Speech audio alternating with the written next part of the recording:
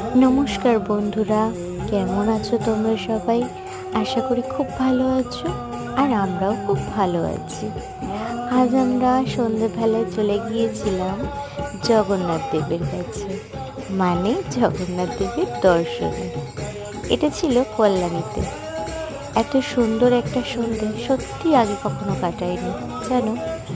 কারণ যখন গিয়েছিলাম তখন সন্ধেবেলা ছিল, আর তুলসী মায়ের আরতি হচ্ছিল। ঠিক তারপরেই শ্রীকৃষ্ণ ভগবানের নাম জপ হচ্ছিল। আর তারপরে কি হলো না, জগন্নাথ দেব এভাবে ঢাকা ছিল। তারপরে কি সুন্দর পর্দাটা সরে গিয়ে বলরাম, জগন্নাথ, সুভদ্রা দেবীর দর্শন।